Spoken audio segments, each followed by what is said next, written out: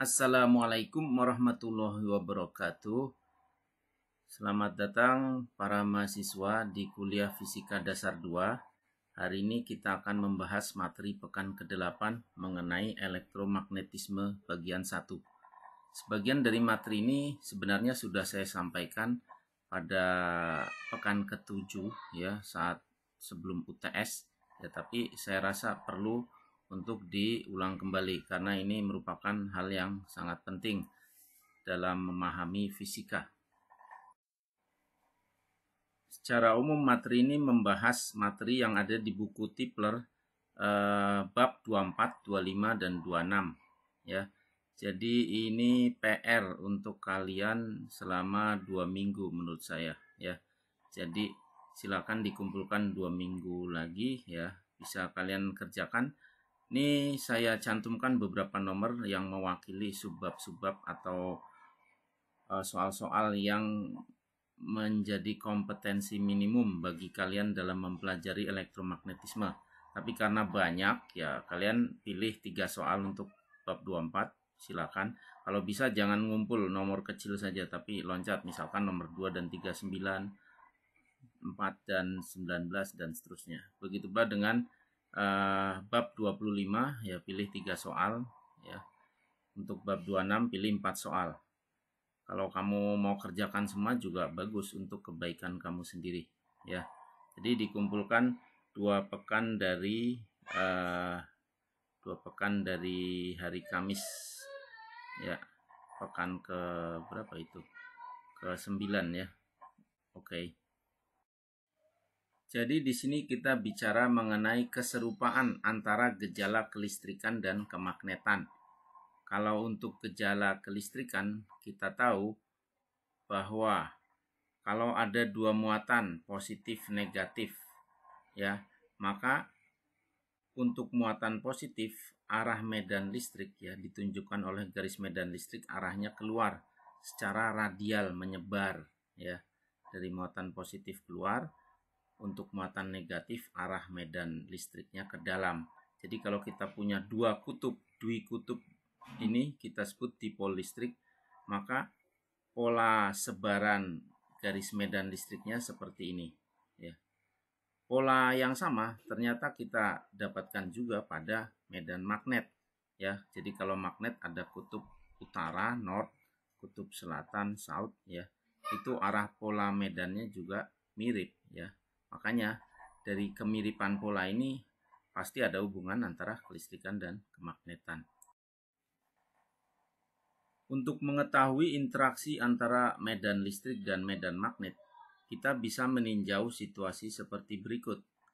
Jika sebuah muatan bergerak, kita tahu muatan memiliki medan listrik atau daerah di sekitar yang masih dipengaruhi oleh muatan tersebut.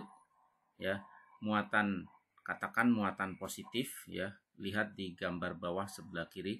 Jika muatan positif bergerak ke arah barat dengan kecepatan v, lalu kita pengaruhi dia dengan medan yang tegak lurus, yaitu arahnya ke utara seperti pada gambar di sini.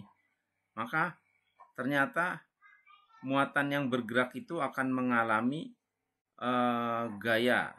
Jadi gayanya ini mempengaruhi lintasan yang semula lurus ke arah barat ya, dia akan terdorong ke bawah, akan ada gaya magnetik atau kita sebut gaya Lorentz yang arahnya ke bawah. Nah, untuk mengetahui arah-arah dari vektor gaya, vektor kecepatan dan vektor medan magnet, kita bisa menggunakan aturan tangan kanan ya. Jadi biasanya kalau muatan positif itu kita anggap arah muatan positif, arah gerakan muatan positif sama dengan arah arus. Kalau kalian ambil tangan kanan kalian ya, maka ibu jari itu menunjukkan arah arus atau arah gerakan muatan positif. Kemudian jika ada medan magnet yang tegak lurus pada arah gerak muatan tersebut, dalam hal ini arah medan magnetnya ya, magnetic field-nya mengikuti 4 jari yang lain, maka lintasan yang semula ke atas itu yang mengikuti panah kuning itu akan terdefleksi atau terbelokkan atau tertekan tertekuk lah, katakan demikian ya, oleh gaya magnetik yang arahnya keluar dari telapak tangan kalian ya. Nah, itu namanya gaya Lorentz. Bagaimana kalau yang bergerak muatannya muatan negatif bukan muatan positif? Misalkan yang bergerak elektron. Ya, tinggal dibalik saja ya. Jadi kalau yang semula arahnya keluar dari telapak tangan, maka kalau muatannya negatif menuju telapak tangan. Besarnya gaya yang dialami oleh muatan yang bergerak itu atau vektor F itu besarnya bergantung pada besar muatan tersebut Q, kemudian bergantung pada kecepatannya, besar dan arahnya kemana, kemudian bergantung pula pada medan magnet luar yang diterapkan pada muatan tersebut atau medan magnet yang mempengaruhi pergerakan muatan tersebut. Secara vektoris dituliskan V vektor sama dengan Q V cross B. Di sini kita memperoleh perkalian silang V cross B ya. Kalau kamu ingat pelajaran tentang vektor, kalau cross product perkalian silang ya, vektor V kali vektor B dikali silang ya, vektor V dikali silang dengan vektor B, maka besar dari perkalian silang dua vektor tersebut adalah besar V kali besar B kali sin theta, di mana theta adalah sudut antara V dan B ya. Nah, kalau mereka saling tegak lurus, V dan B saling tegak lurus seperti pada gambar yang di tengah, kalian lihat V-nya menuju kita, B-nya ke kanan ya, kan saling tegak lurus tuh ya, 90 derajat. Maka sin 90 adalah 1 ya, maka besarnya V kali B. Kemudian kamu ingat kembali nilai sudut ya, itu kan maksimum 1 ya. Sin 90 berapa? 1 kan? Ya, tidak ada nilai sin theta yang lebih dari 1 gitu kan.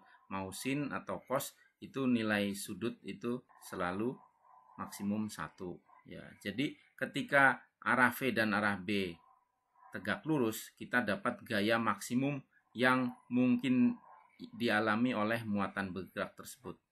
Kalau kamu lihat gambar yang sebelah kanan, V dan B-nya ternyata nggak 90 derajat lagi ya. Jadi ada sudut theta tuh ya. Arahnya mungkin 45 kalau di gambar tersebut. Maka berapa besar gaya yang dialami?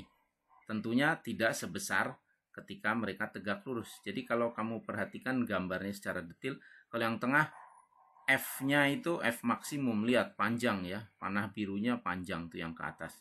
Sedangkan ketika di gambar yang kanan lebih kecil ya, karena apa? Sudutnya tidak maksimum. 45 derajat kalau dicari sin berapa? Setengah akar 2 ya, atau 0,707 ya, kira-kira begitu ya. Nah, bagaimana kalau V dan B-nya searah seperti gambar sebelah kiri yang bagian atas ya. Searah, V dan B searah. Berarti sudut antara V dan B apa? Searah itu artinya paralel ya, sama arah. Berarti sudutnya perbedaan arahnya 0 derajat ya. Sin 0, 0. Berarti tidak akan timbul gaya. Makanya kalau kamu kasih gaya, kamu berikan medan magnet B, arahnya sama dengan arah kecepatan, tidak ada dorongan ya, tidak ada gaya apapun pada muatan tersebut. Begitu pula kalau arah V dan B berlawanan. Berlawanan itu artinya sudutnya 180 derajat. Sin 180 juga 0 ya. Jadi selama pergerakan muatan paralel atau anti paralel dengan arah medan magnet luar yang diterapkan pada muatan tersebut, muatannya tidak mengalami apa-apa ya, tidak ada gaya yang dialami oleh muatan tersebut. Sekarang bagaimana gaya magnet untuk muatan bergerak dalam medan magnet? Ya, jadi kalau kita punya muatan ya bergerak dengan kecepatan V dalam pengaruh medan magnet yang arahnya silang, artinya menuju ke bawah, menembus bidang, menembus kertas yang menembus PowerPoint ini, maka gaya yang dialami adalah ke kalau di sini berarti menuju ke atas ya, ke mana nih, utara ya. Tapi kalau dia bergerak lagi, nanti di sini yang arah tegak lurusnya menuju ke barat ya. Jadi arah F-nya berubah. Makanya dia lintasannya karena terdorong. Nah, kita lihat gaya penariknya ini kalau dikumpulkan di semua titik menuju arah pusat lingkaran. Ya, jadi yang tadinya dia bergerak lurus sekarang akan bergerak ditekuk terus trayektorinya ya. Sehingga muatan positif ini terjebak lintasannya menjadi berbentuk lingkaran. Ya, maka gaya ini adalah Q V cross B ya. Gaya Lorentz ini besarnya adalah kalau secara vektoris Q vektor V cross vektor B, atau kalau mau tahu besarnya Q V B sin theta ya. Nah, kita tahu sin theta itu maksimum kalau berapa nilainya? 90 derajat ya, sin 91 ya. Makanya gaya ini maksimum dialami muatan ketika V ya, arah kecepatan, arah gerakan muatan, dan arah medan magnet ya nembus ke bawah dan ke kanan dalam hal ini itu kan tegak lurus ya. Nah, itu 90 derajat, maka F-nya maksimal. Kalau kurang dari 90 derajat ya F-nya ini besarnya akan berkurang. Nah, karena ini gayanya memang berbentuk lingkaran, kita tahu kalau benda gerak melingkar seperti ini, gayanya adalah gaya sentripetal ya, yang besarnya mv kuadrat per r. Makanya kalau kita samakan di sini mv kuadrat per r sama dengan QVB sin theta, nah kita bisa hitung M. Jadi kita nggak tahu nih, kita masukkan ke dalam suatu ruangan yang ada medan magnetnya, ya. Terus kemudian kita lihat, oh dia melintas. Ketika dia melintas, mungkin dia mengionisasi gas yang sekitar sehingga tereksitasi, timbul cahaya. Maka kita lihat cahaya melingkar seperti ini ya. Nah, dari situ kita bisa tahu kalau B-nya kita set, terus kemudian muatannya kita tahu, potensialnya kita tahu, maka kita tahu masanya ya. Jika kita memiliki magnet permanen seperti di gambar ada north and south ya, kita tahu arah medan magnet dari north ke south ya, maka panah merah ini menunjukkan arah medan B. Kemudian kalau kita punya loop atau kumparan rangkaian tertutup yang dialiri arus I seperti ini, maka arus I arahnya ke arah kita, medan magnet arah ke bawah, maka tentu akan mengalami yang kita sebut sebagai gaya Lorentz. Gaya Lorentz-nya adalah ke kanan. Maka kita lihat yang tadinya arah loopnya adalah sama-sama ke bawah, kemudian karena dia dialiri arus berada dalam pengaruh medan magnet, maka akan ada gaya ke kanan ya, sehingga loopnya terangkat ya. Nah, di sini kalau muatannya bukan tunggal lagi, kalau muatan tunggal kan F sama dengan QVB sin theta. Nah, kalau muatannya tidak tunggal lagi tapi dia arus ya, atau jumlah muatan persatuan waktu, maka kita bisa tuliskan delta Q V sin theta menjadi, kita bagi per waktu tapi kali waktu, delta Q per delta T kali V delta T ya. Ini kan kalau dicoret delta T nya coret delta Q V B sin theta kembali kan. Nah, tapi kita sekarang punya ekspresi lain ya, tidak lagi pakai delta Q, tapi kita ingin lihat bagaimana kalau ada banyak muatan yang berjalan atau ada arus ya. Maka delta Q per delta T adalah I, V kali delta T adalah L, panjang loop itu sendiri ya, yang dikenai oleh medan magnet. Kemudian dikalikan medan magnet dari magnet permanen ini ya, B kali sin theta. Bahwa kumparan, lilitan, kawat yang dibentuk seperti kumparan ini ketika dialiri arus listrik mengalami gaya ternyata bergerak. Ini yang menjadi prinsip dari motor ya. Jadi gambar yang sama tadi tapi kita orientasinya berbeda. Sekarang north south-nya kita letakkan di kiri kanan ya. Nah, sekarang ada kumparan ya, satu lilitan ini ya dialiri arus ya. Kemudian kalau tampak atasnya kita lihat gambar sebelah kanan. Ya, tampak atasnya ini sumbunya. Terus kemudian kita tahu medannya arahnya dari kiri ke kanan. Kemudian nah kumparan ini kita kaitkan dengan poros ya. Jadi bisa berputar. Ya. Kemudian kalau muncul gaya F karena dia dialiri arus listrik ya. Lihat di sini dialiri arus listrik, kemudian ada gaya P, ada medan magnet B, maka ada gaya kalau di tampak atas itu kelihatan menuju ke atas ya, ini ya gambarnya. Nah, maka muncul pasangan gaya F yang besarnya sama, arahnya berlawanan, bekerja pada jarak yang sama dari titik poros, maka yang terjadi adalah terjadi putaran ya.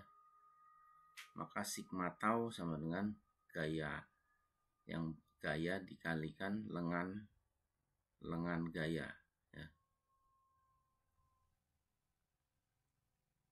Nah, ini kita bisa turunkan lagi F itu apa? ILB sin theta.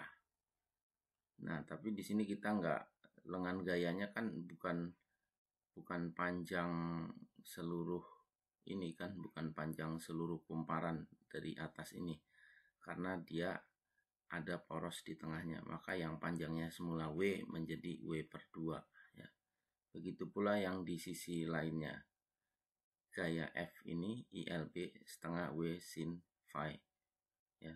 Maka kalau ini jumlahkan ya hasilnya ini gaya torka ya, selisih gaya putar ya yang dialami kumparan ini adalah IAB sin phi.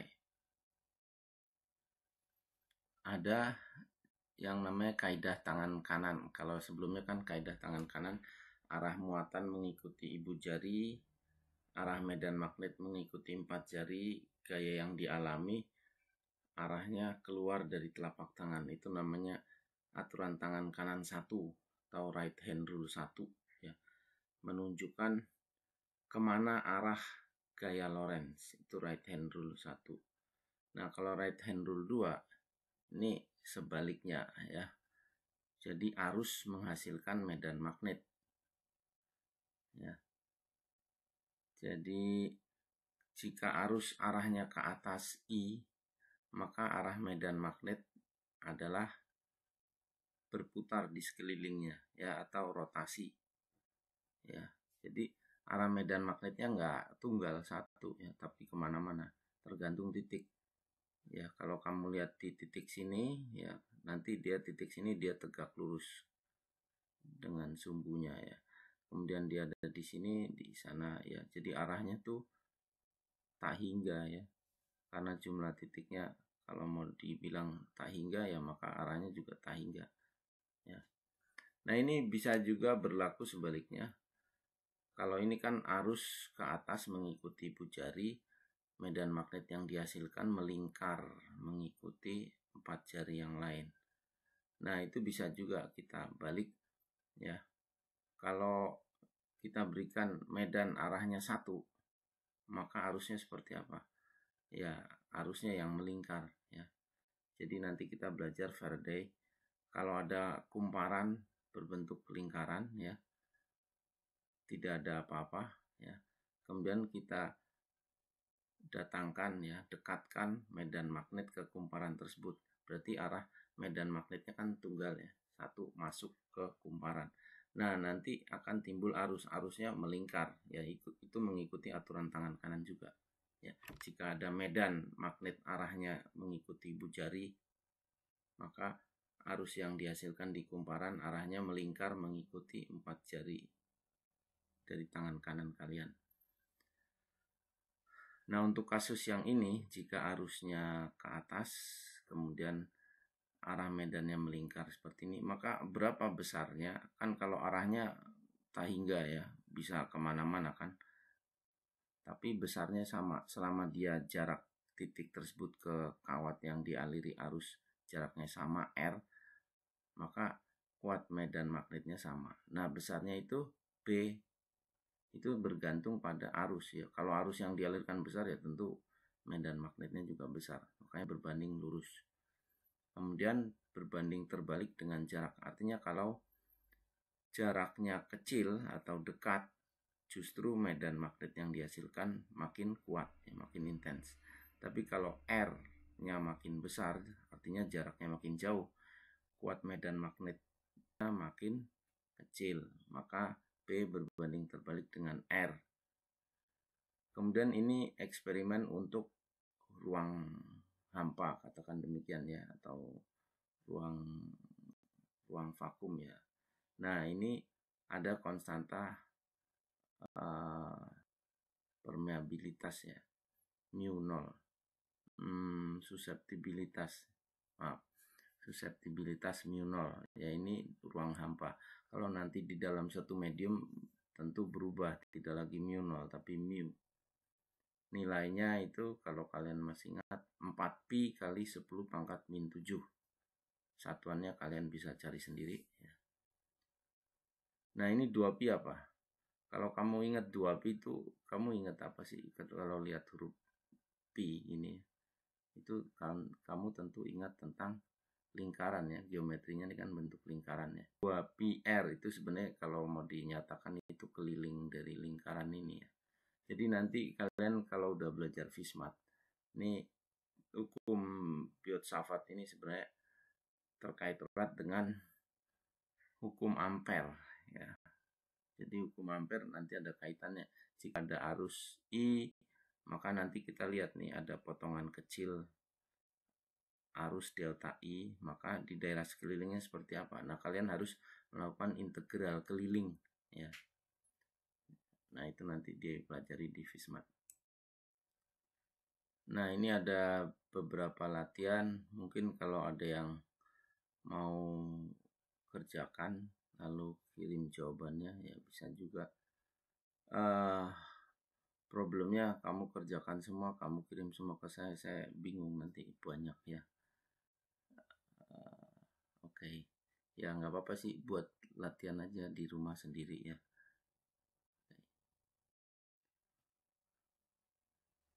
Nah, ini adalah hukum Faraday ya. Jadi kalau kamu punya sistem magnet ini, coil, ini sebenarnya tidak harus diisi oleh material apapun ya. Kosong aja juga bisa ya, udara biasa bisa. Cuma ini untuk memperkuat ya, sinyalnya supaya kuat, arusnya makin kuat ya, dia diberi isi. Ini namanya sistem solenoid ya. Jadi kawat yang dililit-lilitkan bentuk kumparan itu namanya solenoid.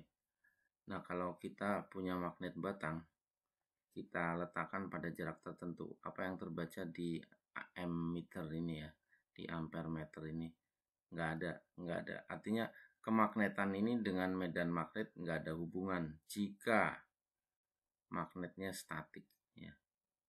Tapi kalau kita dekatkan, nah ternyata jarumnya bergerak ya, kok bisa ya.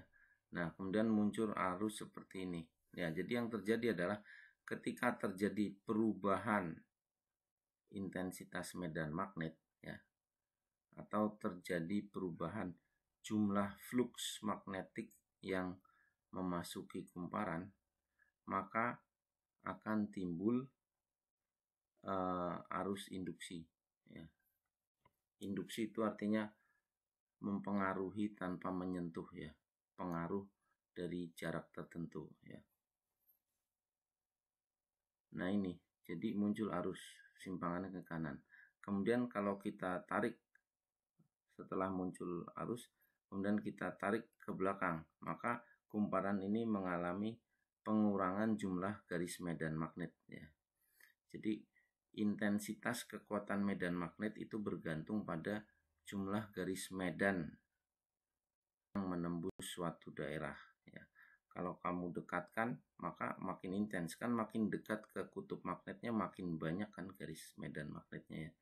Tapi makin jauh jarak dari kutub utara ini ya, dari kutub magnetik ini ke suatu titik ya, maka makin jarang ya, makin sedikit garis medan magnetnya.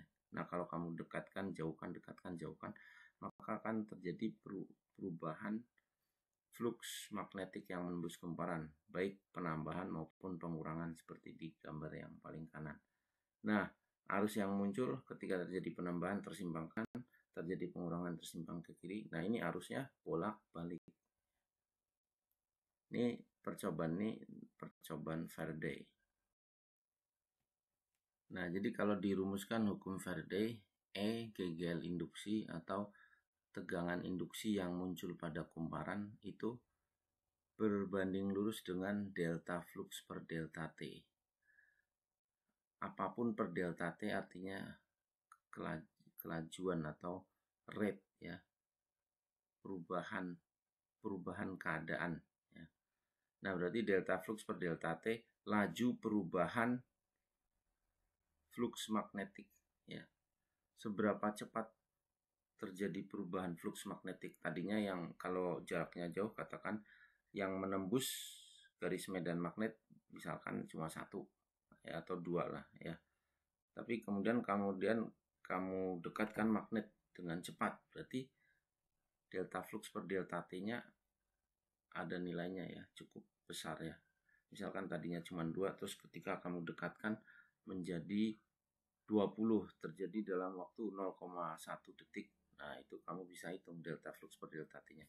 Makin cepat kamu melakukan perubahan itu, ya makin besar simpangannya. Ya, simpangan itu simpangan arus ya, tapi arus dan tegangan itu kan berbanding lurus ya. Jadi ketika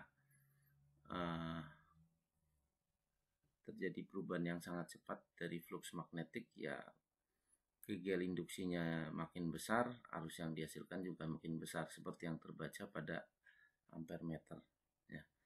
Oke, lihat termsnya di sini ya, istilah-istilah. Induksi itu mempengaruhi dari kejauhan ya. Kemudian induksi elektromagnetik dialami kumparan ya. Kemudian apa yang terjadi? E makin besar kalau delta flux per delta T-nya besar. Artinya lebih cepat lebih baik. Bukan lebih cepat lebih baik sih. Lebih cepat lebih besar GGL induksi atau tegangan induksi yang dihasilkan pada kumparan. Kemudian juga bergantung pada jumlah kumparan. Kalau kumparannya 1 sama kumparannya 10 ya 10 kali lipat ini ya. Semakin banyak semakin besar GGL induksinya. Kemudian kenapa negatif? Ya, ini karena nanti kita lihat bahwa ketika kamu dekatkan magnet seperti tadi terbaca arus. Nah, arus yang timbul ini ya dari aturan tangan kanan 2. Kan kalau kita punya arus mengalir pada kawat, kita bisa tentukan medan induksinya. Nah, medan induksi yang muncul itu arahnya melawan dengan medan eksternal ya. Jadi ini perlawanan negatif tuh karena arah medan magnetik induksinya itu melawan arah medan magnet eksternal. Di versi yang online yang kalian sudah baca mungkin ada beberapa kesalahan-kesalahan, ini saya perbaiki ya. Jadi medan induksi atau medan perlawanan dari kumparan dan B eksternal dari medan magnet yang kita dekatkan ke kumparan arahnya saling berlawanan ketika flux yang menembus lingkaran menjadi bertambah ya.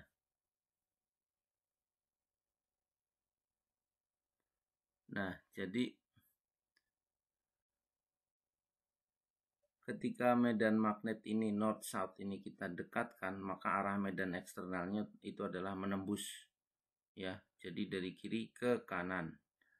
Nah, akan muncul medan induksi yang arahnya berlawanan, yaitu dari kanan ke kiri. Nih, lihat gambar bawahnya. Nah, ini medan induksinya. Ya, jadi kumparannya diserang, dia melawan ya.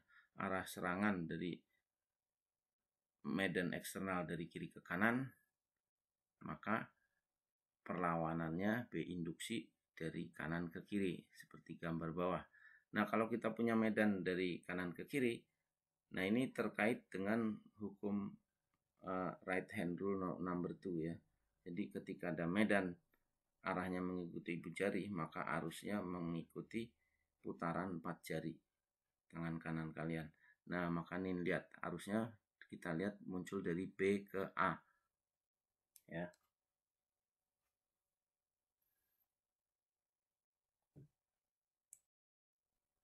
Jadi yang baru saja saya jelaskan itu adalah hukum Lenz. Hukum Lenz itu menyatakan bahwa jika kumparan mengalami penambahan flux magnetik, ya, jika kumparan mengalami penambahan jumlah garis medan magnet yang menembusnya, maka medan magnet induksi dari kumparan arahnya melawan medan magnet eksternal. Itu hukum Lenz pertama ya. Yang kedua, jika situasinya seperti ini. Jika kumparan mengalami pengurangan jumlah garis medan magnetik yang menembus kumparan tersebut, maka medan magnet induksi yang dihasilkan oleh kumparan tersebut arahnya sama atau sejajar dengan arah medan magnet eksternal. Jadi tergantung. Kalau kamu dekatkan magnet ke kumparan, berarti kan terjadi penambahan jumlah flux magnetik yang menembus kumparan. Medan magnetik induksi yang dihasilkan kumparan, medan baliknya itu B induksi, arahnya melawan dengan medan eksternal. Jadi musuh datang, diserang. Ya. Nah, tapi sebaliknya, jika arah medan magnet, jika yang terjadi adalah pengurangan jumlah flux magnetik, artinya sekarang malah mundur musuhnya gitu ya. Nah, yang terjadi medan magnet induksi yang dihasilkan arahnya sejajar ya. Jadi kalau saya sering katakan di kelas, perumpamaannya musuh datang kita lawan, musuh pergi kita dorong ya. Ayo silakan pergi dah ya, kira-kira seperti itu. Nah, di sini ada exercise ya. Jadi kalau gambar kiri, gambar kanan, kira-kira arah arus yang dihasilkan gimana? Misalkan kalau kawat yang pendek ini namanya A, kawat yang agak panjang B. Nah, untuk kasus kiri dan kanan tuh arah arusnya gimana? Apakah dari A ke B atau B ke A? Nah, itu kalian putuskan. Nah, induksi elektromagnetik itu bisa kita manfaatkan karena tadi pergerakan atau perubahan medan magnet itu bisa menghasilkan arus, ya itu bisa dimanfaatkan. Kalau kalian punya kawat seperti ini dihubungkan dengan lampu, mula-mula ada kawat nih, sebenarnya kawat ini fungsinya membentuk loop ya. Jadi ini kalau kawat terus kemudian ini kawat. Nah, nanti daerah yang ditembus sekian. Kalau kalian geser, maka jumlah flux yang menembus kan berubah ya. Seberapa cepat kalian menggeser, nah itu delta flux per delta T. Jumlah flux magnetik yang menembus bidang itu seberapa banyak, seberapa cepat ya. Nah, itu mempengaruhi arus yang mengalir.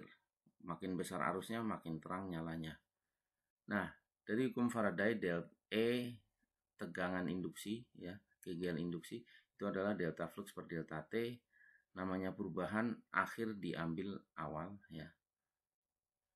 Nah, ini yang awalnya itu adalah yang gambar sisi kiri ini ada 6 ya, 6 garis medan magnet menembus. Kemudian kalian geser sekarang jadi 15 ya. Jadi 15 flux menembus dikurangi 6 flux mula-mula terjadi pada waktu delta T ya. Nah, flux itu adalah intensitas medan magnet kali luasan yang ditembus ya. Flux itu adalah B kali A. Nah, kalau yang akhir B kali A, yang awal B kali A0 dibagi T min T0. Nah, A itu luas itu adalah panjang kali lebar. Panjang L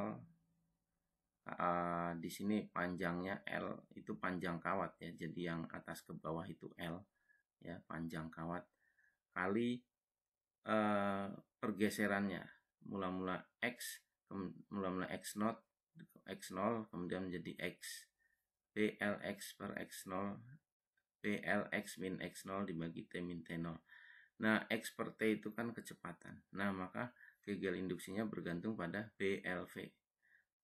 Jadi, tegangan induksi yang muncul bergantung medan magnetnya seberapa kuat, kawatnya seberapa panjang, dan seberapa cepat kamu menggeser. Ya. Munculnya gaya torka ini juga dimanfaatkan untuk menghasilkan medan listrik. Jadi kalau tadi kita mengaliri listrik, ya, kemudian kumparannya mengalami gaya, ya. Kalau di sini berbeda, ya. Ini kita putar, ya. Kita putar kumparannya, ada arus di dalam, kemudian kumparannya dikenai medan magnet, ya. Ya, maka akan terjadi arus, ya. Jadi kalau di sini terbalik. B-nya kita tetap supply, ada magnet permanen. F-nya kita yang supply, ya. Nah, I-nya yang muncul, ya. Jadi bisa dibalik. Kalau sebelumnya kan kumparannya diberi arus, kemudian nanti dia akan berputar. Nah, itu prinsip kerja motor, ya. Kita ingin menghasilkan putaran dari listrik. Misalkan mainan mobil-mobilan kalian, kan kalian mobil-mobilannya diberi baterai, berarti ada suplai arus di situ kan, ya. Kemudian ada motor, di situ arus dialiri ke kumparan, dikenai medan magnet, dihasilkan putaran. Itu prinsip motor, seperti misalkan pada pada mainan mobil-mobilan kalian. Nah, kalau di sini kebalik, kita tidak menghasilkan putaran, tapi kita menghasilkan arus, ya. Nah, berarti harus ada yang muter nih. Siapa yang muter? Ya, yang muter di sini prinsip pembangkit turbin, ya. Kalau naik sepeda, kamu genjot sepeda, putaran yang ada di ban itu bisa dimanfaatkan untuk memutar kumparan. Jadi putaran atau gaya kamu supply, medan magnet kamu berikan, maka sekarang yang kita munculkan adalah arus. Tentu saja karena ini berputar, ya, arah arusnya tidak lagi searah, maka arusnya bolak-balik, ya. Nah, ini bisa dimanfaatkan untuk menghasilkan listrik. Contoh paling nyata turbin angin, ya. Kalau ada turbin angin, angin memutar bilah, di dalam bilah itu ada sistem seperti ini, putaran dari angin memutar kumparan, kumparan dikenai medan magnet, maka timbul arus bolak-balik, ya. Nah, biasanya kalau untuk pembangkit tenaga listrik, arus yang dihasilkan bolak-balik itu kalian nggak bisa langsung pakai gitu, ya. Kalau langsung pakai, nanti listrik di rumah kalian nggak stabil gitu, ya. Kalau anginnya kenceng, ya listriknya nyala semua. Anginnya lambat, mati, kan nggak bagus, ya. Nah, itu biasanya nanti ada konversi dengan transformer, ada converter, ya. Converter itu digunakan untuk mengkonversi dari AC dirubah ke DC. Nanti kalian belajar di elektronika sistem untuk merubah arus AC atau tegangan AC menjadi DC, ya. Kalau udah DC bagaimana? Bisa disimpan dalam baterai, ya. Nah, nanti dalam baterai mau digunakan ke peralatan rumah tangga, ya dirubah lagi nanti ke AC, ya. Nah, secara perumusan E sama dengan 2BLV sin theta. Nah, ini harus belajar induksi dulu, ya.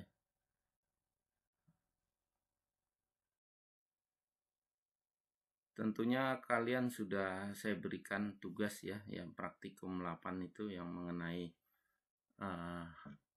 generator listrik, ya. Nah, simulasi dari PET tadi, ya, PET dari Colorado itu kalian bisa explore lebih lanjut. Itu ada tentang generator listrik, ya. Nah, jadi kalau sebelumnya ada medan magnet, ada kumparan, terus kita aliri listrik, maka kumparannya berputar. Itu prinsip dari motor, ya. Kalau di sini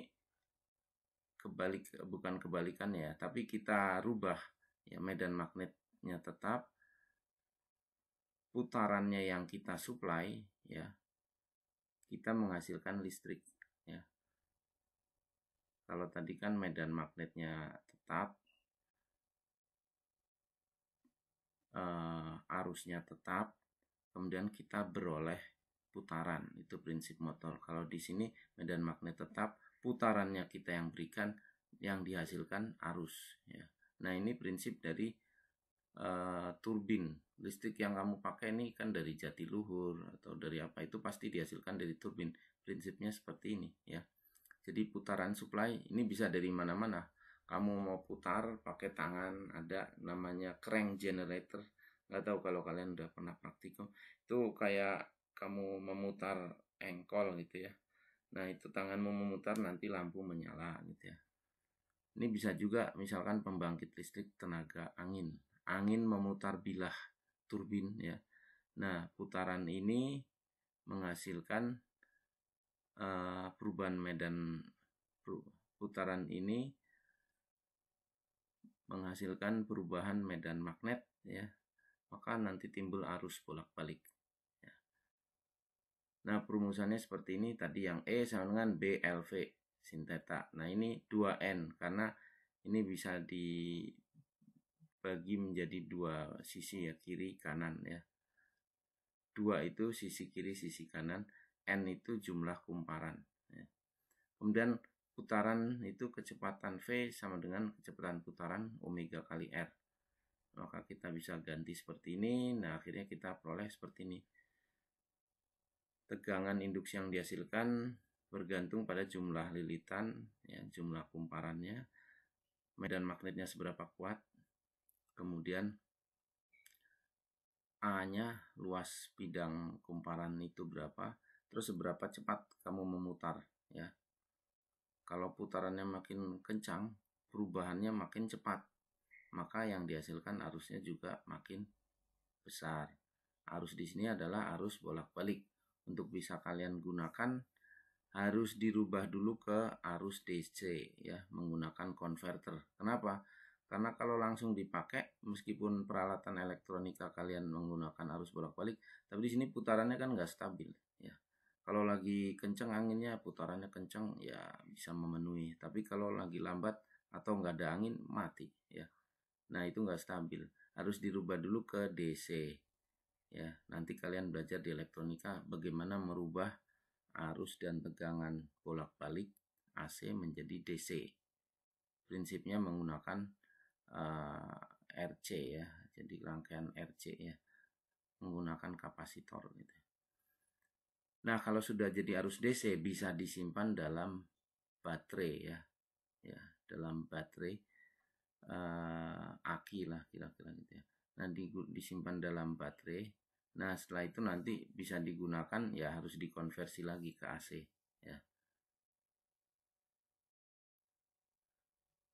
Prinsip induksi itu, ya, bahwa tegangan listrik yang dihasilkan bergantung pada jumlah lilitan. Nah, ini kita bisa gunakan prinsip yang tadi bahwa E itu bergantung sama N, ya, dan kita bisa menghasilkan induksi, ya, bahwa pengaruh medan magnet pada satu kumparan bisa mempengaruhi kumparan yang lain, ya, karena kumparan itu menghasilkan arus dari kumparan satu menghasilkan medan magnetnya mempengaruhi kumparan kedua, dan kita tahu besar kecilnya tegangan bergantung pada jumlah lilitan. Nah, itu yang kita gunakan untuk prinsip menaik turunkan tegangan, ya. Nah, yang menggunakan prinsip penaik turunan tegangan ini itu Tesla, ya. Jadi zaman dulu listrik rata-rata DC, ya. Maka untuk menyampaikan dari sumber ke rumah misalkan, itu nggak bisa jauh-jauh, paling berapa ratus meter gitu, ya. Nah, kan repot, ya, kalau mau bagi listrik ke daerah-daerah terpencil atau daerah yang jauh dari sumber pembangkit listrik, ya, akan sulit. Nah, Tesla punya ide menggunakan, jangan pakai DC, pakainya AC. Lah, AC nanti bolak-balik nggak stabil, terus tegangannya besar, nanti kawatnya seperti apa. Nah, dia yang mengusulkan penggunaan trafo, ya. Jadi Oh, tegangannya nanti diatur, bisa dinaikin, bisa turunin, naikin, turunin, tergantung kondisi. Nah, itu Tesla yang merumuskan. Jadi di sekunder ya. Sekunder itu berarti yang kedua ya. Kalau yang awal dari sumber primer ya. Ini hukum Faraday biasa, NS delta flux S per delta T. Kalau di primer, NP delta flux P per delta T. Nah, kalau kita bandingkan S per EP, karena mengalami perubahan yang sama fluxnya ya, berarti NS per NP. Kalau kita masukkan konservasi energi ya, maka daya juga harus konserv. Daya PP sama dengan PS ya, kita punya VPIP sama dengan VSIS. Dua rumus ini, ES per EP sama dengan NS per NP dan PP sama dengan PS. Nah, ini dua rumus ini penting. Itu lain-lainnya tinggal matematik biasa dalam problem-problem yang nanti kalian temui. Ya, baik, itu dulu untuk elektromagnetisme 1. Setelah itu nanti kalian kerjakan PR-nya ya. Kemudian nanti praktikumnya dikerjakan. Ya, minggu depan elektromagnetisme 2 kita bahas mengenai gelombang elektromagnetik. Ya, selamat belajar.